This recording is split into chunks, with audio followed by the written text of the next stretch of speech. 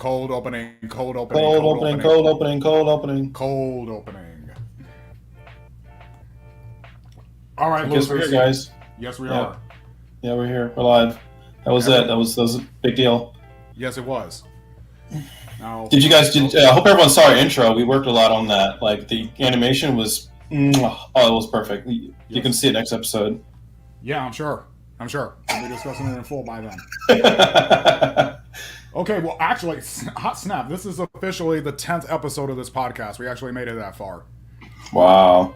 And that makes it extra sad that one of our my regular co-hosts is not present and accounted for. I don't know what happened to him. Did he get eaten by a bear? Did he get hit by a shark? Did he get, I don't know, drafted into the circus? If they still do that, he's not with us right now. So if he shows up later, I'll be flipping surprised. But all the same accepting, I guess. We should probably have a moment of silence for the departure of our dear friend. Yeah, let's do that. Yeah. So anyway. Okay, that was good enough. I was getting really bored right then. Oh my goodness. Exactly. Oh, it hurt. Yeah. I mean, even the lo-fi was keeping it from being a moment of silence. Bump that noise. Now, let's get yours. I've actually got a previous engagement to get to later on tonight, so this one is going to be relatively on the short side. So, first off, we like to start off with recommendations. I have a viewing recommendation and a reading recommendation. For my viewing recommendation, this is a new production on Netflix that just started this week. I forget if it was yesterday or the day before, but it is the JoJo's Bizarre Adventure spin-off series, Thus Spoke Kishibe Rohan, on Netflix. Now, the synopsis that I was able to find on Netflix reads thusly. Bankrupt Kishibe Rohan, who is a manga artist character from Part 4 of JoJo, for those who don't know, pleads with his editor for an advance on his pay, swearing that the land he bought as research for his manga wasn't a wasted investment. And basically it plays off as a series of vignettes that he has gathered in researching this land that he's bought for his research. And I've only seen completely the first episode and only half consciously the second episode. But the first episode, he goes all the way to Venice, which many people will remember is where Part 5 of JoJo takes place. And there he goes into a confessional booth at a Catholic church and inadvertently overhears a man giving him a confession to a rather absurd and outlandish and eccentric occurrence. So I'll just leave it at that. The less you know, the better. It's best to go into it cold turkey, especially if you're a JoJo fan. But Thus Spoke Kishibe Rohan on Netflix. Highly, highly recommended. Now, so far there are only 4 episodes into it. I don't know if they're going to be adding more as the weeks carry on or something like that, but yeah, only 4 episodes so far. But what I've seen thus far is incredible, deeply engaging, perfectly paced, great acting, all that jazz. Everything you could expect from JoJo, you're going to get it here. Just in a more humble offering. So, and is there a manga version of that, or is it anime only? I'm pretty sure there was a manga adaptation of this, and knowing Araki, he most likely would have done that. And that's one thing that can be said as an aside. Araki has said many times in interviews that the character of Kishibe Rohan is not a self-insert character, but I have a very, very hard time believing that. Considering the fact that he is a manga artist and his stand ability greatly involves his writing skills. And Araki has said that Kishibe Rohan is one of his favorite characters that he's ever made. I have a very hard time believing that this is not a self-insert character. Very hard time believing that. It's got to be on some level of his psyche, even if he's not willing to admit it. I think the only person he's fooling with that is himself. Yeah. So that is Thus Spoke Kishibe Rohan. Now for a reading suggestion, I actually have a physical book that I bought off of Amazon not too long ago, and it's Fragments Wait, you of said Horror. A physical book? Yeah, it's a physical book. Whoa. We need to give it up for the man. He actually... Yeah. Dude, those things, I thought those were out of style. I don't know if people bought books anymore. Oh my goodness. Yeah, these things, remember these? They have pages, and you actually use more fingers than just your thumb to read them. Remember these? Like our school was burning those like just a couple Really? weeks ago. Yeah, we Oh, were burning snap. them in a Zoom meeting. Like our teacher had a stack of books and was burning them all. I didn't know we actually read them. That's confusing. Oh no. So I Trying to guess stay warm, you know. what was that? What was that novel of Fahrenheit 491? 411, yeah, something like that. 401. Yeah, where they were just burning books. Well, Yeah. I managed to save one. Haha. Wow, that's impressive. That's Ha ha impressive. ha ha ha. By the way, CIA, this is a joke. He doesn't actually have a book. Oh yeah. That I don't know what that was. But anyway, that one is titled Fragments of Horror by the famed Japanese horror author Junji Ito. And it's another collection of disconnected vignettes. And the book jacket synopsis is pretty good. It says, an old wooden mansion that turns on its inhabitants. A dissection class with the most unusual subject. A funeral where the dead are definitely not laid to rest. Ranging from the terrifying to the comedic, from the erotic to the loathsome, these stories showcase Junji Ito's long-awaited return to the world of horror. So, yeah, Ito is really good at putting together these tightly knit, self-contained stories with, one-shot characters. The man's just a boss at one-shots, essentially. Even if he is doing a much more long-form project like Utsumaki, for example, where all the vignettes are tied into this overarching narrative, his strength shines when he's writing one-shots. Mm-hmm. And this is definitely no exception. So I managed to pick that up off of Amazon. Again, Fragments of Horror by Junji Ito. Now I understand you, my friend, have a reading recommendation that you wanted to offer us. Yes, I actually have a reading recommendation and a watch recommendation. My reading recommendation is Bleach. Read it. The manga is amazing. And that is all I have to say about that. And my watching recommendation is kind of along the same lines, but surprise, it actually isn't quite the same thing, but it is actually by the same artist. Taikubo. It is Burn the Witch. It follows the adventures of Noelle and Nini, two witches working for Wingbind in Reverse London, the western branch of Soul Society that is populated by dragons and kept secret from the humans' world, London.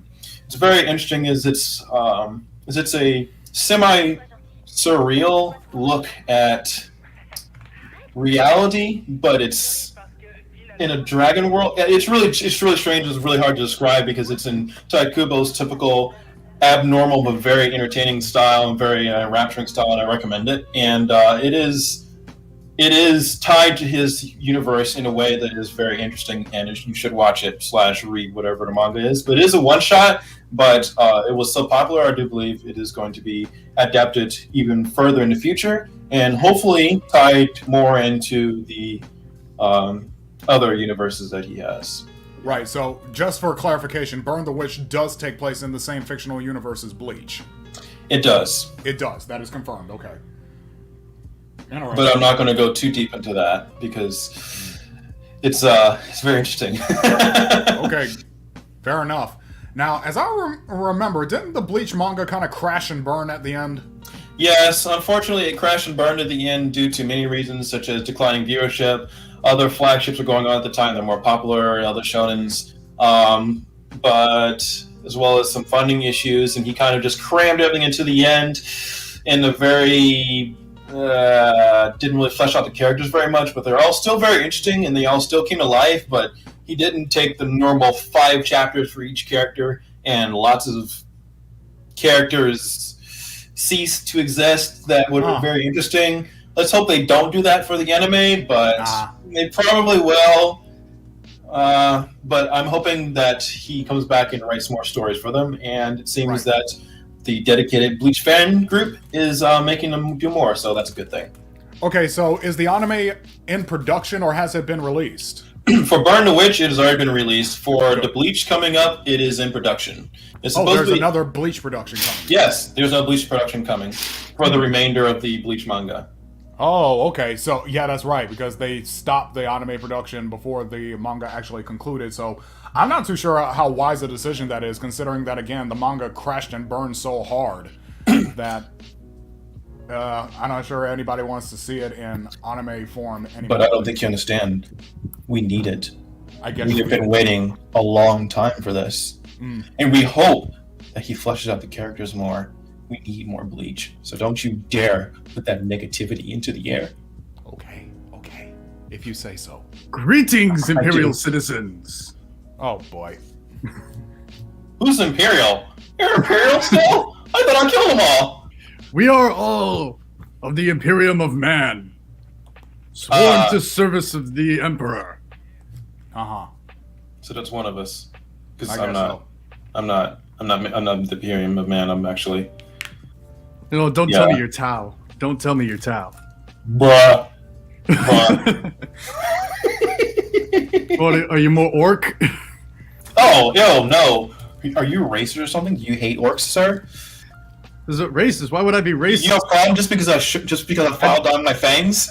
Is that I just hate Eldar and Necrons and orcs and Tau because nobody likes dumb weeaboo space communists. Understandable. Have a nice day. So, I am in Alaska. Oh, yes. How are The things land there of the besides being? trees. Yeah, there you go. How are things there besides being big and cold? It is really nice. It is a big city with the small town mentality, and it is Alaska nice. isn't a city. I mean, Anchorage. City of Alaska. Okay, you're in Anchorage, Alaska. Very well. Well, to be fair, there's enough people in Alaska to fill. It's city. a lot different than Operation Anchorage in Fallout 3. I forgot about that one. I haven't played Fallout 3 in years. Oh, that's a bit. People play Fallout. I played Fallout 3 years ago, man. I wasn't even a homeowner when I last played Fallout 3. Oh, dude, wow. I had Fallout 3 down to a science. Fair enough. So, all right. So you died a lot. Yeah. Experimentation, subject 1. At least we got that out of the way. I'm saying. So, we already went through our recommendations, Zach. We, as we said at the beginning, that you were not present and accounted for when we went live. So, We had a moment of silence for you. Yeah, since I have a previous engagement later on tonight, and we're not going to be able to drone on like we usually do, we decided to start without you. So I have to say that. And hey, we got the licensed pervert in the group chat now. Welcome. So I guess this really is a full house. Okay, so that gives us extra reason to get on with this. So the next thing we're going to be talking about is the Crunchyroll Awards, which happened last night. The My Hero Academia Awards? Not this time, surprisingly enough. Surprisingly enough, no. Is it the Demon Slayer Awards? Not this time either. I mean, Was it Attack on Titan Awards? No! Did they have a giant Titan pop out of Protector and kill everyone? Was it Cap Planet Cuties Awards? No. Oh, come on. Oh, wait. It was Boku no Pico. Guys. Someone actually It's Bible Black Awards. Don't you guys start with me. Monster Musume, come on, guys. You gotta get it eventually. Hit. Someone in chat has made a hand-holding joke. Let's get the horn. Meow, meow, meow, meow. Don DeMarco. So, the Crunchyroll Awards. I think I'm going to go through this rather systematically. I actually have the website with all the nominees and winners pulled up. So we're going to go from bottom to top on this, ending with Anime of the Year. So there are numerous categories that they have at this thing, actually. Some seem more necessary than others. But they go in order: Best Fantasy, Best Couple, Best Score, musical score that is, Best Comedy, Best Drama, Best Fight Scene, Best Character Design, Best Animation, Best Director, Best English Voice Actor Performance, Best Japanese Voice Actor Performance, Best Ending Sequence, Best Opening Sequence, Best Girl, Best Boy, Best Antagonist, Best Protagonist, and finally Anime of the Year. So we're going to start again at the bottom with the Best Fantasy nominees. The nominees for Best Fantasy were Dragon Quest, Dragon Quest: The Adventure of Dai. I didn't even know they made another Dragon Quest anime. Decadence by Studio Natto. Ascendance of a Bookworm Part 2, Dorohedoro, Tower of God, and ReZero, Starting a Life in Another World, Season 2. I'll bet it's Tower of God because it's their own production. Is it now? Yeah. Yeah, it was, wasn't it? I just remember it was originally a webtoon. Because I know that these award shows are all just one big, like, self-pat on the back. Well, I guess you're going to have to eat crow now, Zach, because the winner was actually ReZero, Starting Life in Another World, Season 2. That was understandable. Have a good day. Very understandable. I mean, everyone keeps talking about that. I'm still not caught up with ReZero. That show. I haven't even seen the first episode. Oh man, that show turned out to be a lot harder for me to follow than I thought it would be. I mean, I understand it. I understand it's basically Groundhog Day, the Weeb version, but there was a lot of expositional material to this that I was not expecting or ready for. Who do you think the best girl is in ReZero? Rem, from what I've seen thus far. Okay, thank you. Who's Rem? Thank you. You put the correct answer in. Hey, just silence him, please. Silence him. Thank you. I haven't even watched him and I already know who the best girl is, so just kick him right now. A moment of silence for Zach. Yeah, he's gone again. I actually did that. I actually did that. I don't know. As I've seen pictures lately, I'm kind of digging this new blonde cat girl. Uh-huh. What do you... No, I'm not going to do it. No. I'm not going to do it. Not going to do it. Not going to do it. Okay, I'm better now. Because she reminds me of that one character from Akamega Kill, who was my favorite character. Yep, that cat girl. I bet you love the cat girl in there. Mm-hmm. I'm sure. I'm a casual furry, so give me a break. Should we tell him? Should we tell him? Burn the furries. Should we tell him what it is? No, we should not. Okay, maybe you'll find out eventually. It's not a trap. It's not a... No, wait. It couldn't be a trap. No. I'm not talking about Felix. Oh, okay. I'm talking about the cat girl maid. I'm talking about the cat girl maid. I'm sure. Yeah, sure. But Felix is number 2. Wait. Oh, shit. Okay. Yeah. You're losing your internet for like this. You and everything you stand for. So I know exactly what this is call for litigations. I know exactly what Felix is. I know. Oh, okay. Yeah, I'm sure. Next award is Best Couple. The nominees for Best Couple. It's gotta be Nasa and Tsukasa from Can I read, please? Can I read? Tony Kawaii. Can I read? Can I live? Thank you. Thank you. Nominees are Kaguya Shinomiya and Miyuki Shinogane from Kaguya-sama Love is War, Season 2. Legoshi and Haru from Beastars. Nasa Yuzaki and Tsukasa Yuzaki from Tonikawa Over the Moon for You. Kotoko Iwanaga and Kudo Sakuragawa and Inspector. Katarina Clace and Maria Campbell from My Next Life as a Villainess, All Routes Lead to Doom. They weren't even a couple. And Shizuru Mizuhara and Kazuya Kinoshita from Rent a Girlfriend. Now, I'll say again, Katarina Clace and Maria Campbell, they weren't even a couple. You haven't seen the fanfics. Obviously, they have this, like, affirmative action policy where they have to shoe in a same-sex couple into this category every single year, no matter what. So if they really wanted to do that, there are plenty of other ones they could have chose from. I guess so, but I guess that was just the token same-sex couple there. Now, but it's got to be Tony Kawaii. It actually was Tony Kawaii. Yes. And I wholeheartedly respect that because that's the most wholesome depiction of a married couple that I've seen this year. Like that manga actually started after it's by the same mangaka as Combat Butler, and it was created as kind of a way for him to like express the joy that he felt when he himself got married. Aww. So, yeah. I'm going to be the time guy here, by the way. It's 6:55, and we have 35 minutes remaining. If we still want to go over any other topics, we should accelerate. Yes. Keep going. What are you talking about? It's 2:56 here. Yeah. Ha ha ha ha! Here's some time zone joke. Ha ha ha ha ha ha. The only other state that I share a time zone with right now is Hawaii. Yeah, but Hawaii is a state. That's just California. That's California expansion pack. There you go. Yeah, DLC. And I wish we didn't buy it. DLC for California. It was like Baja, California. There you go.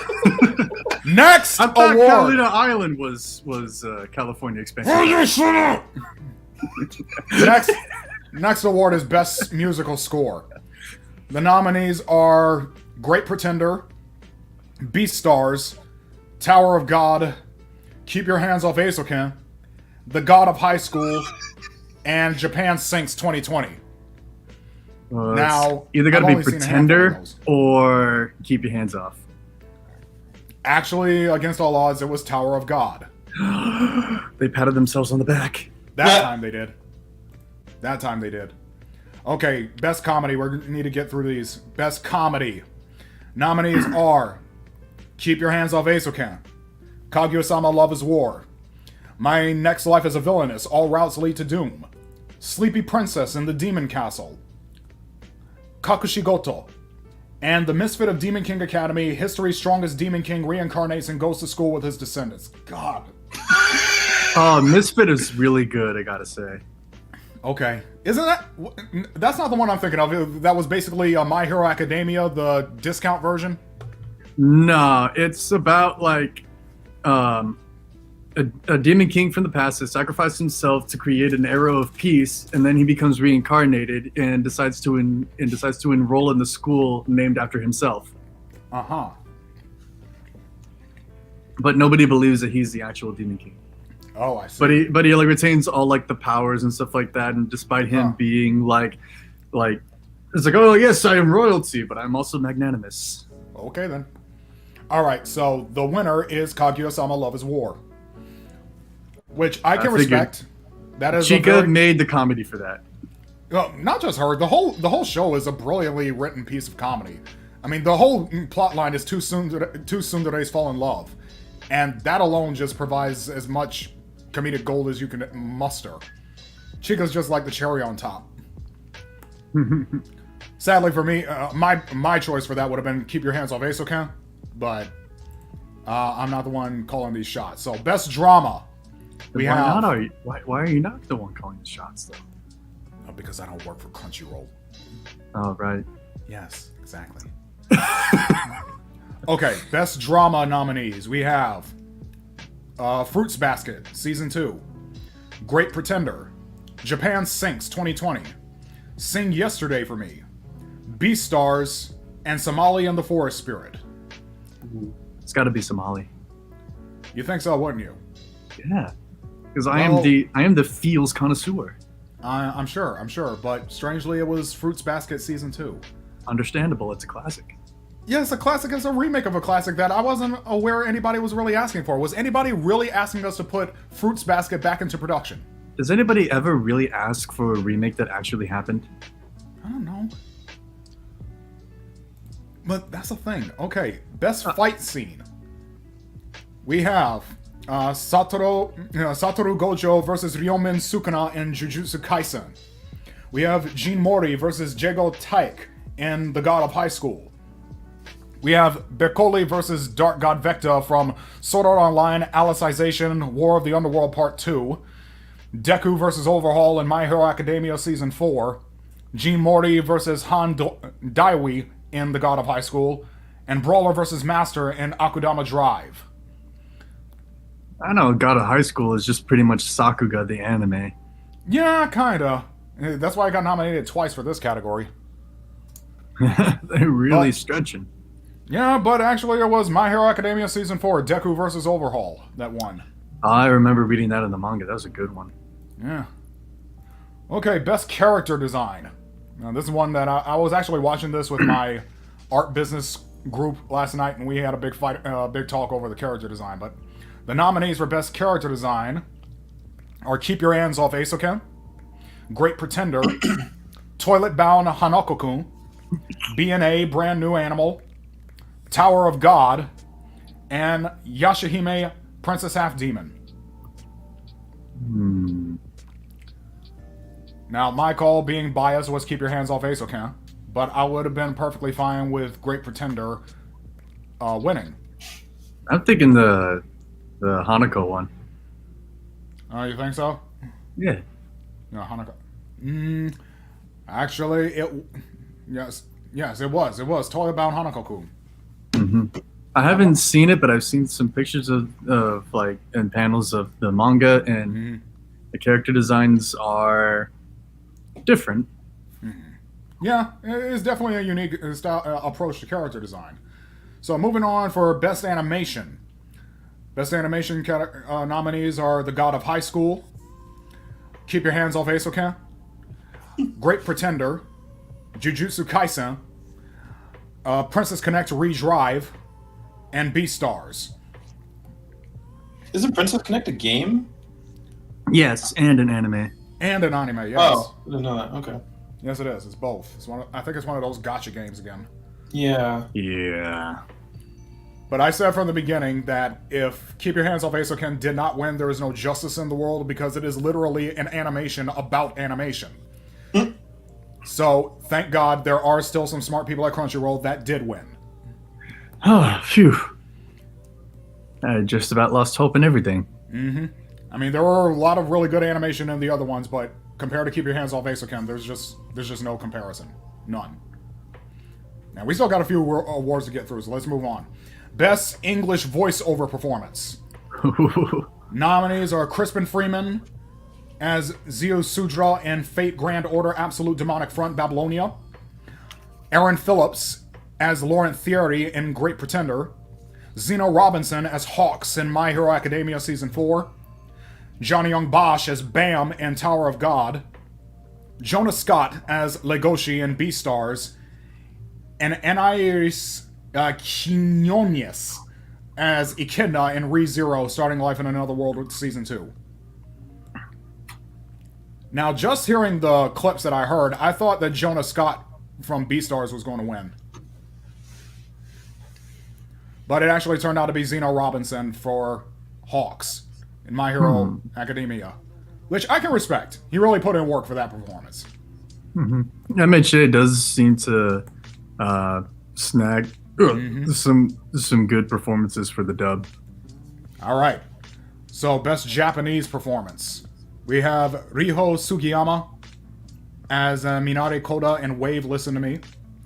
Megumi Ogata in Hanoko-kun. Yusuke Kobayashi as Natsuki Subaru in ReZero. Yuichi Nakamura as Satoru Gojo in Jujutsu Kaisen. Mutsumi Tamura as Sayaka Kanamori, aka Tall Girl in Keep Your Hands Off Esoken.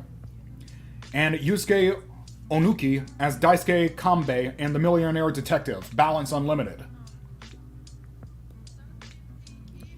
The winner was Yusuke Kobayashi as Subaru in ReZero. Fun fact, he also played Senku in Dr. Stone, in case anyone wondering where they've heard that voice before.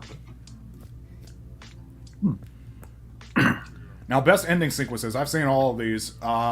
Best ending sequence nominees are The Great Pretender, BNA, Brand New Animal, Jujutsu Kaisen, Dorohedoro, The Millionaire Detective, Balance Unlimited, and Inspector. Inspector's pretty good. A bit wordy on the exposition, but pretty good. Oh, okay, then.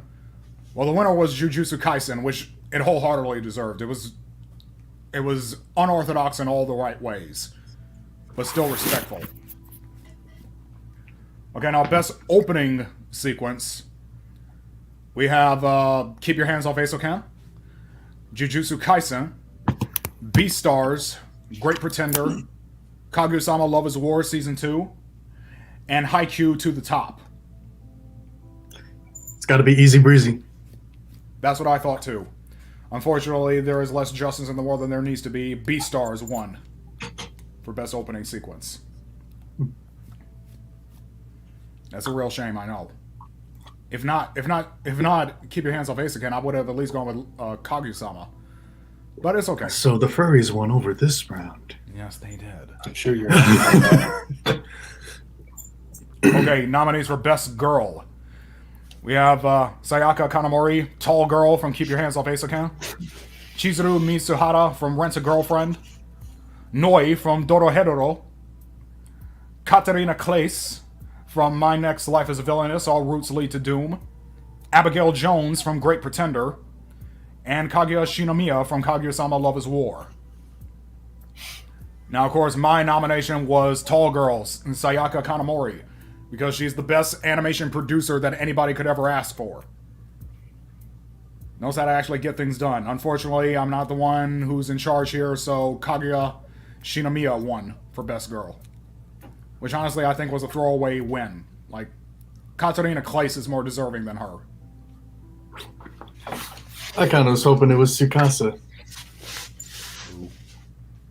Tsukasa from Tono Kawaii. No, Tony Kawaii. not even nominated, unfortunately. Okay, best boy.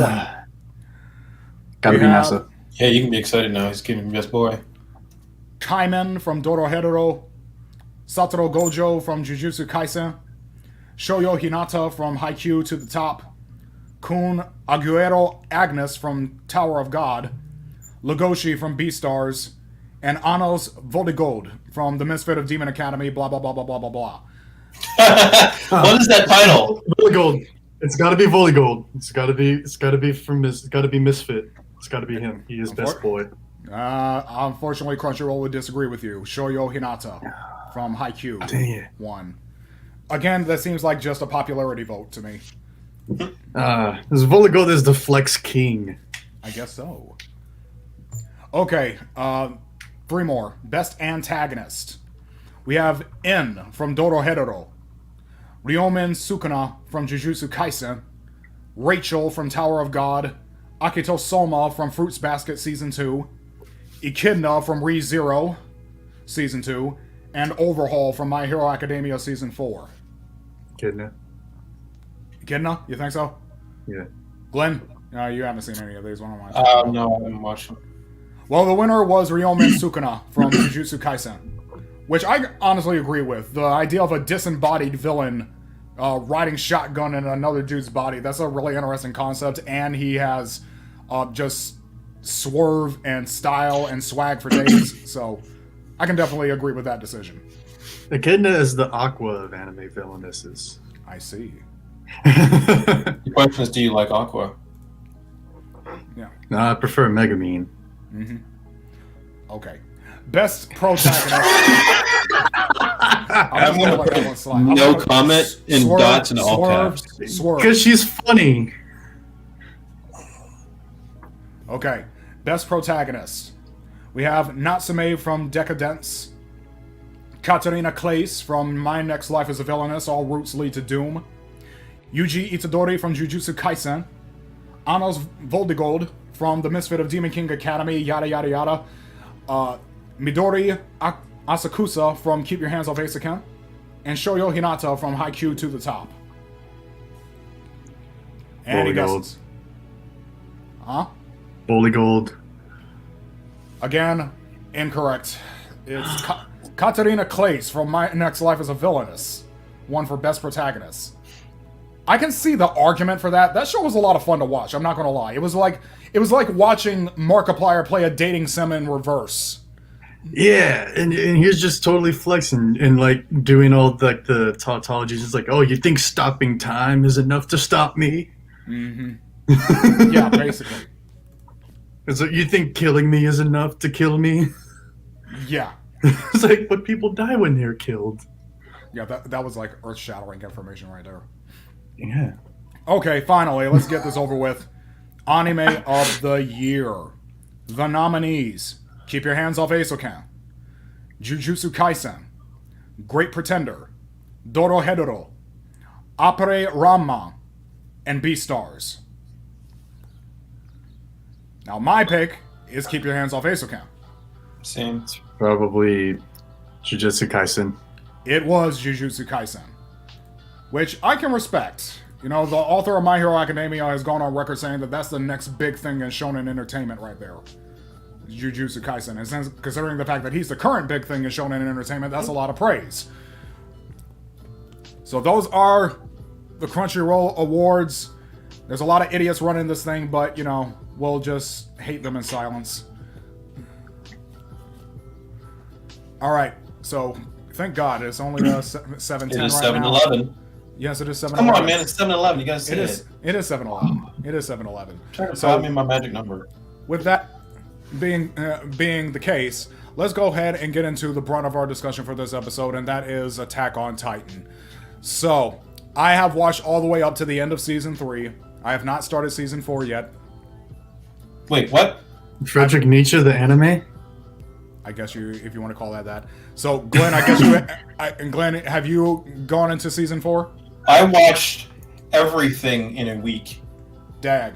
Okay. So Just for this, I'm pumped. I'm about a third of the way caught up into season 4 via manga. Do we need spoiler tags for any of this? I think this will probably be a spoilery discussion, so yes, let's throw up the spoiler warning.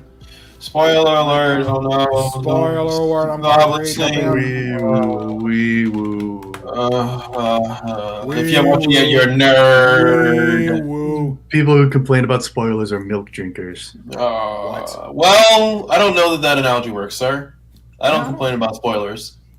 Okay. All right. So Attack on Titan. What is wrong with you people? Attack on Titan, undeniably one of the biggest and most influential and most important anime to come out this generation. It is now in its final season that is currently releasing. I don't think they've released the final episode of the final season yet, but it is airing now. So as said it before, I've watched everything up to the end of season 3. Glenn has seen everything in a week. Zach, you said you're about a third of the way in the manga. Yeah, this anime actually got one of my normie friends into anime. Huh. Wait, really? Yeah, How? this Glory. there's 3 anime that got my friend into it. It was Attack on Titan, Future Diary or Mirai Nikki, and Sword Art Online. So gory, Which is a good niche, and normie. Huh. Yeah. I don't know. Would you call Attack on Titan niche? No, I said that's Mirai Nikki gory. is niche. Okay. Gory, niche. Okay. And normie. Okay, that makes sense. That's true, because Sword Art Online is the normiest normie anime. Yeah. Yeah. I think only Which Naruto is more understandable. normie than that. Yeah. It's understandable, but like anybody seasoned Would know I to think- look otherwise. Yes. Look elsewhere. you know that there are Okay. way better protagonists than Kirito. Okay, now Kazuma, for instance. now the hand-holding professional says that unpopular opinion, but I watched up until a bit into season 3 and it feels like it's meh. I understand the hype back in the day, but to be honest, I don't care if you or anyone spoils it for me. Okay. Well, Okay. I can Well- understand if you fell off in season 3, because season 3 does get a little convoluted. Yeah. It does get a little exposition-y, Especially after they found all of the stuff in Aaron's dad's basement. Yeah. Oh well, if you didn't like the exposition in season 3, It's pretty much all I've gone through this entire time reading the season 4 in the manga. season 4 is like, okay, I like it, but it is very exposition heavy. So I understand why they did it. So I'm going to give them a little benefit of the doubt, play a little what's it called, devil's advocate here. Their formula for reason why seasons 1 and 2 worked is because you had a giant mystery.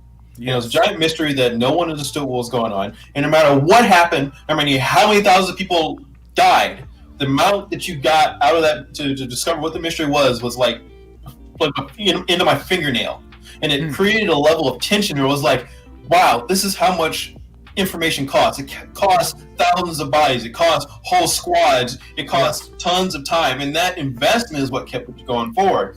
The problem as it goes into seasons 3 and 4 is the mystery they start telling you what the mystery is. Yeah. So the formula doesn't work anymore because now you understand the world. So what they wanted to do is they wanted to make setups. So it's like, okay, you've been waiting for this mystery. Here's a giant exposition dump of all the mystery, but now it's a bigger mystery. Now we're not going to tell you about it until we told you about it, and you're like, oh no, well now we need another exposition dump to tell you about that mystery. So it's another mystery. They keep trying to do the same formula, but because it's not actually a mystery, but merely them, you'll find out, especially in season 4. They're playing tricks with time, where they'll jump forward and they'll be like, yeah, but we're jumping behind, showing you everything that happened. It's like, it gets a little samey and a little annoying. Yeah, I guess. And you it can kind say of that. feels like it's cheaply gained. Yes. You think so? It's It not a would've- it mystery, would've it's been- just you don't know. It would have been better if like such exposition like came out of like, oh well, like they recaptured like they recaptured like Reiner or something like that, and they were interrogating him and like they try to like get like catch like little slips of the tongue as in the middle of him being tortured or something. Right. Make it into a mind game. Please, I wish they cut out half of everything Eren ever, 3/4 of anything Eren ever says. Make Mikasa say twice the things she ever says, and reduce the flashbacks by like tenfold. Because I understand the emotion they're going for, but they're falling into like the modern things that Hollywood does, where it's like, this isn't just the emotion. We have to make you live through every single moment that's going on in the past, and you're like, you could have just had like somebody say 3 words and had this implied, and it would have been completely understood, and we would have had more actual content. So I've actually seen like the leader of like Reiner's unit.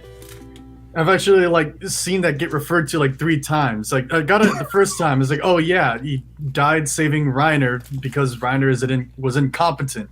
And it's like we didn't need. Yes, you're right. We didn't need the full fleshed out flashback of that. And it's like, and every single character has to react to it in a different episode, and you're just like, why does he care? It's like we got it. We got it. I already understood it from Reiner's own PTSD flashback. Right. And then when they get back home, they're like, why did you let him die? Then we have to have another flashback about the people that were talking about him having a flashback. I'm just like, please stop. It's like I remember in the first episode of Attack on Titan, it was enough to just see the soldiers coming home all shell-shocked. Yes. That was enough to tell you what the heck went on. Yes. It's like they all got decimated and everybody's traumatized. Yes. That was enough. Such a moment. That makes plenty of sense. For a It's while like, there, granted, it's like even into that part, the show does handle show PTSD pretty accurately. Like that one Marleyan officer that was triggering like the Eldian soldier PTSD for kicks and giggles. Also, they show the terribleness of war. They show that pretty well, like how the effects it has on people, and how like they know they're doing something that's wrong, but they're doing it for their country, so it's right. And then they flip it, and you're like, yeah, but the other guys know they're doing something that's wrong, but they're doing it for their country because it's right. And they both have to do it, because if they don't, everybody dies. And so it's like this nice, really good moral quandary setup where everything's a gray mess, kind of like The Expanse. And I love it. Even the relationship between the Eldians and the Marleyans, it's like a lot of it does seem propaganda.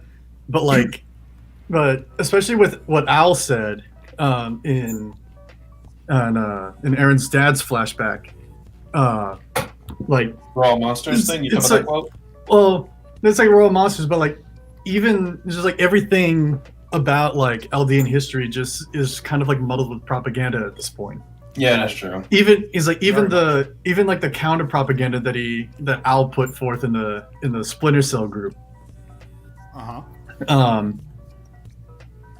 It's like, but like even sort of at first when I found out about the relationship between Marley and Eldia, it's just like, oh, so it's a Third Reich analogy. But then like you kind of actually start thinking, it's like, well, maybe the Eldians like were like pretty bad, and like the world hates, and the world actually does have a somewhat justified historical reason for hating them. And they're trying to better themselves, and the way through that is by allying themselves with Marley. But Marley using Eldian like Titan power to subjugate other nations just makes everybody else hate them even more.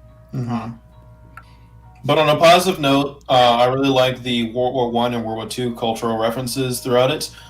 In the opening music for this season, oh, it's beautiful. I love it. They have like Russian or Polish or something music playing in the background in sync with it. It's so good. Oh yeah, because in the first opening in season 1, it's like the opening lines were German. Right. Yeah, that's true.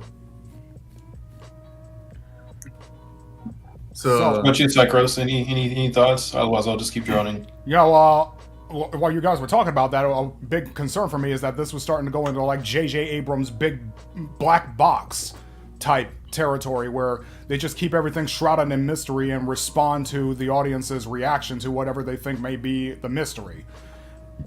And of course, that's very lazy writing. Yes, it is. That's very irresponsible writing. Yes. It's very insulting writing. Yes. It's very manipulative writing. I keep on telling people, the big problem with J.J. Abrams is that he doesn't know how to tell a story. Yeah. Oh my gosh. Oh yeah. Oh my gosh. He can make a spectacle, but he doesn't know how to tell a story. I can literally run an entire podcast about J.J. Abrams Star Wars. Like, goodness. Oh. You want to give me talking forever about content? Star Wars. Rian Johnson. Oh Star my gosh. Wars. I hate all Well, of hey, it. no. You're gonna face some opposition from me. I love The Last really? Jedi. Oh. You're joking. No, I'm not. I love The Last Jedi. We're having this podcast then. We're doing it. Okay, The Star Wars sequel series Jedi. is the Dragon Ball GT of Star We're Wars. doing I hope it. it gets I We love back The on Last doing Jedi. it. The Force Awakens was meh, and Rise of Skywalker was painfully bad. I will It say was that. painfully bad. Thank you. Understand that. Last Jedi, we're doing it because that was. Anyway, so Anyway. I will give it. The Last Jedi is probably as bad as it is because it had. Shut up! No. Let me finish. Because Rian Johnson messed it up so bad. No, in he did Rise not. of Skywalker. Anyway, so Ryan Johnson didn't do Rise of Skywalker. What's wrong with you? Is it Rian Johnson? Ryan Johnson didn't do Rise of Skywalker. Ryan Wait, Johnson did The Last Jedi. do I Yes. care so little that I got the names mixed up? Yes, you did. Yes, J.J. okay. Abrams did The Force Awakens and the Rise of Skywalker. Okay. And Ryan Johnson did the last. You know what? Never mind. I was so mad. Okay, so People look, guessing, the right? third one did. Legit The third angry. one didn't. The third one didn't perform as well as it could because the second one was terrible. No, That's what I'm trying to say. You're wrong. Anyway, It's okay to be wrong, but Attack on don't abuse Titan. it. Attack on Titan. Attack Now. on Titan. Attack on Titan. I have two names. I have two names for this. Friedrich Nietzsche and Carl Jung. Okay. Sure. Okay. Nietzsche the nihilist and Carl Jung the psychologist. Sure. What do you got to say? So, I don't know. It's like sort of like revisiting Attack on Titan after like so long of like not reading it at all. Uh-huh. Like I can't help but think about all of the stuff that I heard from Jordan Peterson. Okay. All like the archetypes and and all this stuff, like the walls and like the order and the chaos and the Nietzsche and the whole like, so whoever fights monsters should see to it that in the process he does not become a monster, and if you gaze long enough into the abyss will gaze back into you. That's something that Aaron is going through, I tell you. To a degree, yes. Oh yeah, kind of yeah. That can be said. It's something that's very much alluded to from the first time he transformed into a Titan. Now, with major political dramas like this, I constantly have to assume that there is some sort of real-world reference going on in these kinds of stories, and there does seem to be a lot of political interpretations surrounding Attack on Titan. There's a whole lot of like cancel culture kind of stuff surrounding about the supposed like Nazism of it. Well, I There's a don't cancel know. culture for that. I don't. Well, let's see. The South I'm not Korea- even gonna give cancel culture Boy. the benefit of the courtesy of calling it a culture anymore. It's a cancel cult. I don't know, but I will say that as far as Nazism, I will say that Marley is a blend of World War I and World War II Germany. In World War I Germany, because they are just handling their conflicts and just wanting territory generally, and World War II Germany in how, in somewhat of their philosophy and in their treatment of Eldia. All right. Oh, and also the tanks are World War I tanks, by the way. They are the British style that it's upright, where they're upright tanks and they have a single tread, and they have the guns on the side. Those are World War I tanks. All right.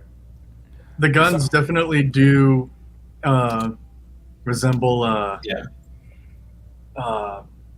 Dang, why am I blanking on this now? It's one of my favorite. It's one of my favorite sounding guns. And it's a howitzer, an Abrams. Howitzer? No. I meant the rifles. Howitzer is a type of cannon. Oh, He said the gun. rifles look like M1 Garands. I have no idea what that is. You don't know what M1 that a- Garand? Okay, Is that a blunderbuss, it's like no, it's a rifle. It's Is it an M4? A carbine? I'd say it's more like a carbine. It's a bolt action clip fed. and I swear when the clip ejects, it has the most like euphoric sound ever. Have you shot one before? Not yet. I really hope to one day. Why are you in here trying to dab one of us? You haven't even done it yourself, huh? Huh? Because I live in California. No. Oh yeah, I can understand. You're pretty starved over there. No, you live in Alaska, dummy. Yeah, you can lose. I'm only visiting Alaska. While I'm doing like testing interviews right now. Yeah. I have not yet moved. I hope to move here in the summer. Well, I'm taking a look at some of the political interpretations that various people have had. In South Korea, there's a magazine called Electronic Times. It accused Attack on Titan of having a militaristic message that serves Japanese Prime Minister Shinzo Abe's political leanings. Oh no.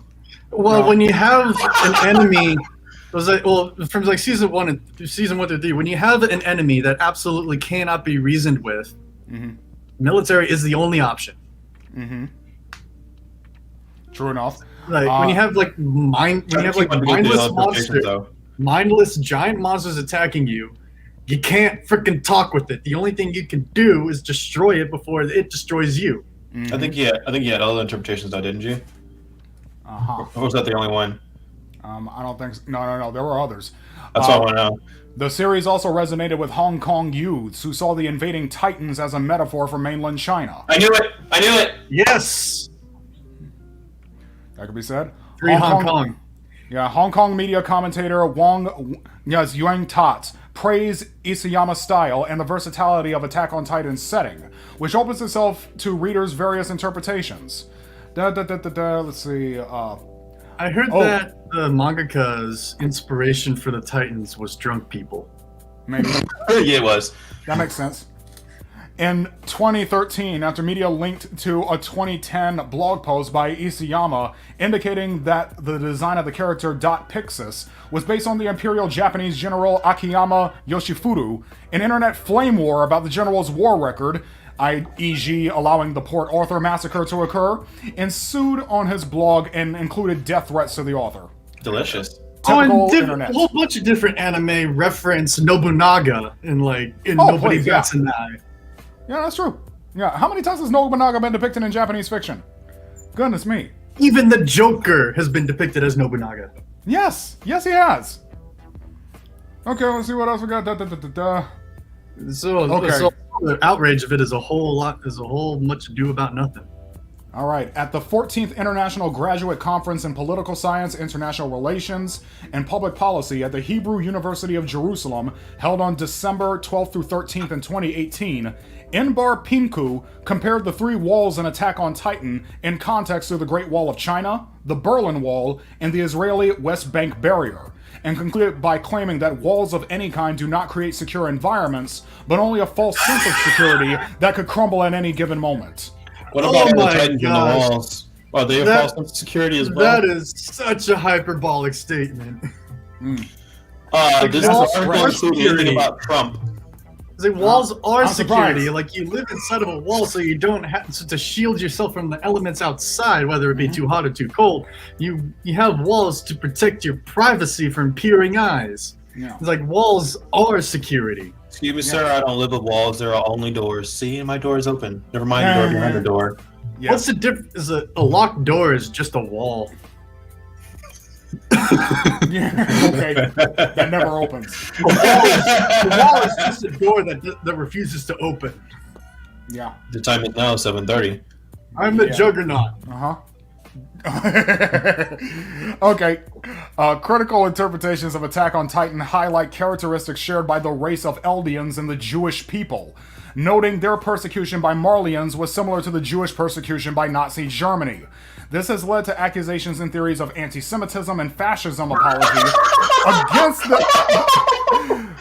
Don't make me laugh, Glenn. Against the series and its author, Isayama, including claims that Isayama is promoting nationalism and the theory of Jewish global domination. Oh my god. However, opposing arguments have claimed that while the Eldians mirror the Jewish people, they are intended for readers to sympathize with, rather than to be portrayed as villains.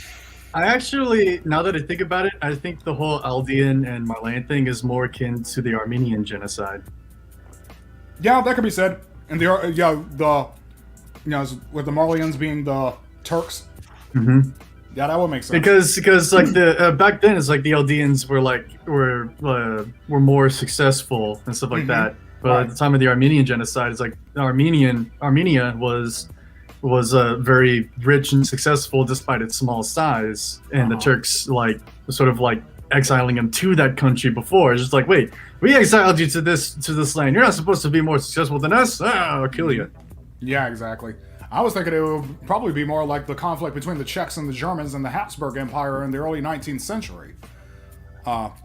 With the Eldians being analogous to the Germans in that same way, you know, being smaller but more successful, and the Czechs getting butthurt about that and going through a period of massive social revisionism, forcing Czech culture onto everybody, even though it was the less successful, the less accomplished culture of the two. And the Germans, in response, while up to that point were perfectly happy to be very cosmopolitan and accepting, once they came under this kind of attack, they found the opportunity or the reason and the incentive to band together and express solidarity with each other as Germans. And that actually led the pathway towards the rise of the Nazi Party. So, yeah, that could be said as well. Since we've seen so many Germanic analogies between the Eldians and like World War I Germany, Imperial Germany, it could be said. So what you're saying is that even Nazis were still people, and people have reasons for what they do, whether those reasons are bad or good, and it is worth analyzing it. Are you trying Glenn, are you trying to get me canceled over here? Oh, I'm sorry. No. Okay. I did the safety read. Nazis are bad, and I'm done. I'm bored. It's okay. I did the safety read. Mm-hmm. Yeah. Safety re. That's what he calls it. Those are the political interpretations. Now, how exactly do you guys go about like looking at the phases of the seasons? Because it seems like each of them served a particular purpose, but I'm having a hard time sorting it out. Define phase. Well, the seasons. You know, the three or four seasons now. So the first season, the point was calamity, I guess. Well, the calamity had already taken place because, as we understand, the Titans had appeared 100 years prior, and it was around that time that the king set up the three walls. And up until that point, it was believed that there was no civilization, no human civilization beyond those walls, and everything went upside down when the colossal Titan appeared and destroyed the first wall. Mm-hmm. That's kind of one of the things that, like, before the season 2 and 3. That was a big question for me, is like, how on earth did humanity build not just one but three really you don't know the answer to that yet? Like, 3 really big walls while under attack by Titans? Do you know the answer to that yet? Yeah, I know the answer. I said before seasons 2 and 3. But I do think that the whole structure with these like 4 seasons is very akin to like story structure stuff that I learned in a book from a book called Story Engineering by Larry Brooks. And in sort of like I guess it's sort of like a baseline, talks about baseline formula for storytelling, and part of that is the story structure when it comes in 4 different phases. The first one is like the introduction, leading up to like the whole like calamity and like the whole part where like things can't go back to the way they were. Yeah. And then the second part is like the main characters kind of like stumbling in the dark, trying to find their footing. And then at the midway point, they come to a revelation that allows them to actually gain ground. Yeah. Third season, and then once they actually get that, then they know everything they need to know, or like set up for like one more revelation. And then from the fourth part is putting everything that they went through into motion and like leading up to the climax and the resolution. Mm-hmm. Is that now each season kind of has like their own structures like that as well, but if you take the whole thing as a whole, that's what it amounts. That's it follows the same structure, and it kind of like boils down into the same substructures as you get lower and lower from the series to the seasons to the episodes. Mm-hmm. Series to subplots to seasons to episodes. Uh-huh. Like it all follows that same like 4-part structure. So like season 4, like it's especially in like the final quarter of season 4 is when like it's all going to be all out. Yeah. Everything, all the threads that have been woven thus far are finally going to come into a singularity. I definitely want to mention one thing that I really liked, which is you'll be very happy when Armin finally stands up for himself. Yeah, that was fun. Getting the Colossal Titan is... Hey, don't ruin my pun. People that don't know, shh. When he stands up for himself in Marley, it was awesome. That's it. He really. Nope, can't do it. Nope, that's all I'm gonna say. Good. People are taken back by him.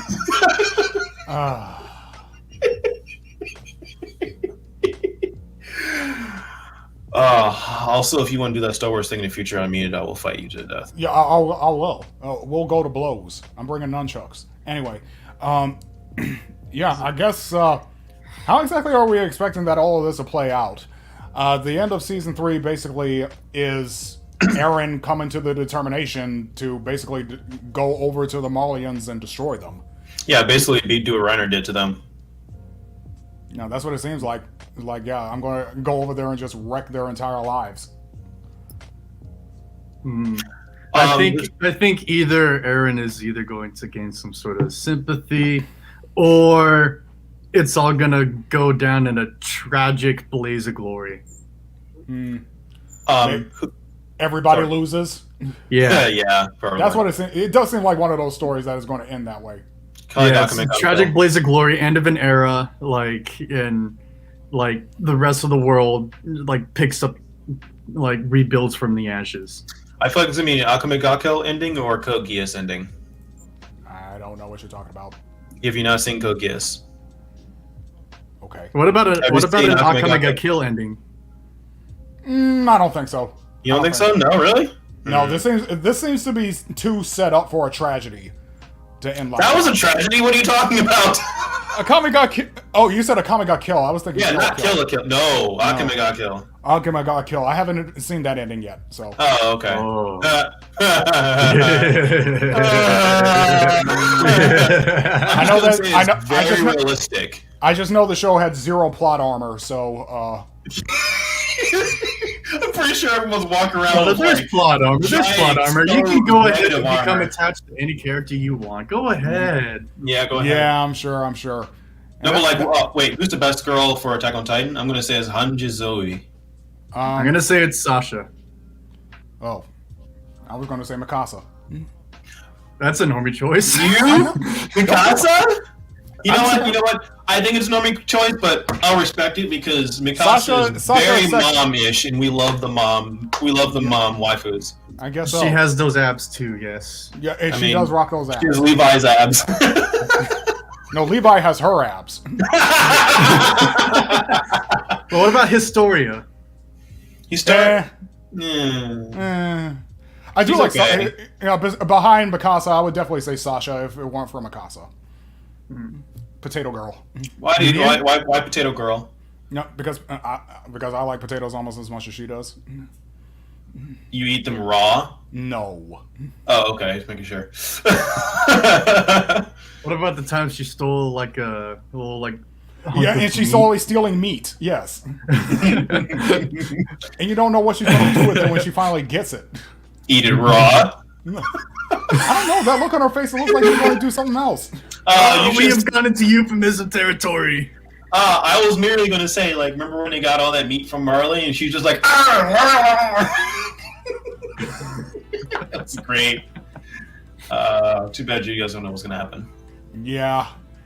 I'll keep that up. So, yeah, I think it's honestly going to be like a grand epic tragedy ending. Yeah. That seems the only thing that's going to be appropriate for this. And speaking of plot armor, actually, now that saying plot armor brought to my mind, you know, it was really difficult for me to get back on Attack on Titan after I got into season 3 because it felt after a while I was getting into the sucking cost fallacy. Yeah. After a while. Yeah. Ooh, I just came up was like, oh, I bet you it's gonna end like Cowboy Bebop. It's not even episodic. Please stop. No, it's but like little like parts where they're like 3 episodes in a row. Like it, I bet you it's gonna end like the last episode of Cowboy Bebop. Nah.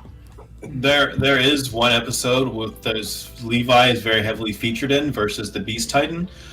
Yeah, I remember that one. Oh, that was cathartic. I was the fangirl. I watched that scene 5 times when that was cathartic. That was felt so cathartic. good. That was good writing. Forget Yes. how awesome he looks. That was good writing. Yes, it was. You did not Well, lie Titan to hopping all the way. audience.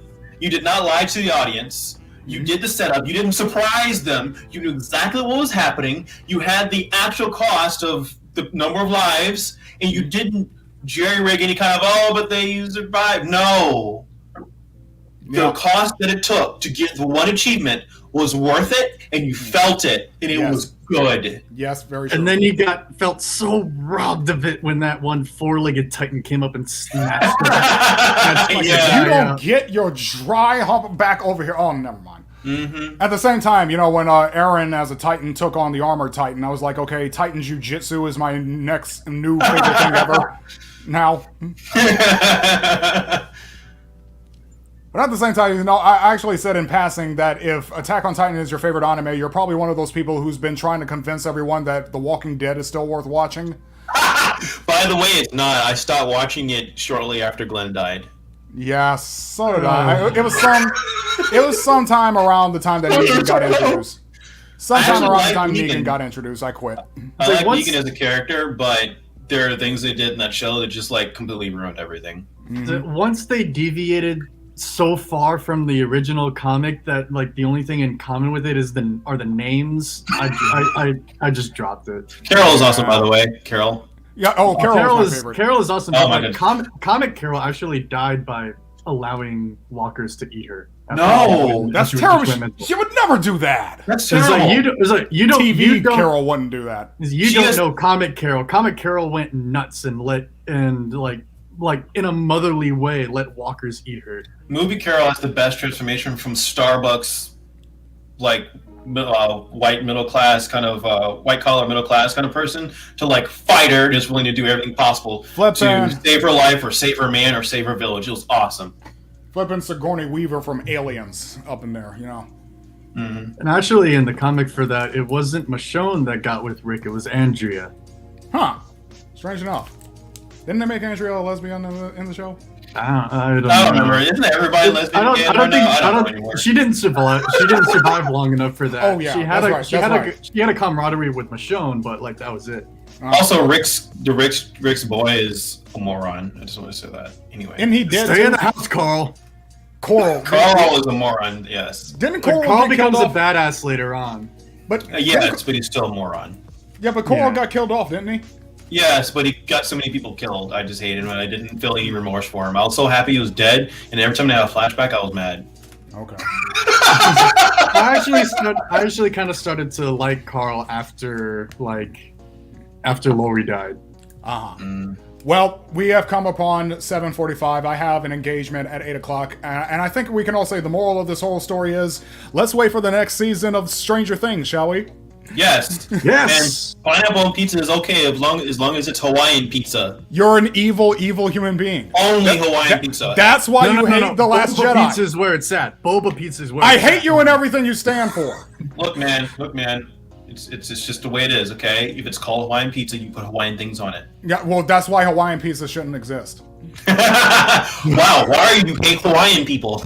Oh, yeah, I'm like that. Yeah, sure, try and cancel me. Come for me. I don't care. Got him. Yeah. Don DeMarco. All right, guys. We'll see you next month. What was the Bible study today? No, we were going to do the parable of the servants with the talents, but we ran out of time, so we'll do that next time. All right. Yeah, there's 3 servants and they all had talents. One buried it, one didn't, one didn't. Done. Also, what is going to be the main topic? We'll figure that out. Attack on Titan, the next episode. No. I don't know. Maybe we should be talking about Jujutsu Kaisen, probably. Or if it comes out, the Demon Slayer movie. I don't want to watch another anime. I actually kind of want to talk about Komi-san Can't Communicate. Okay, I'll have to catch up in that manga a little bit further, but yeah, we'll consider that. Yeah. All right, guys, I really need to run. So okay. this was a blast. Have fun with the pizza. Yeah. Shut up.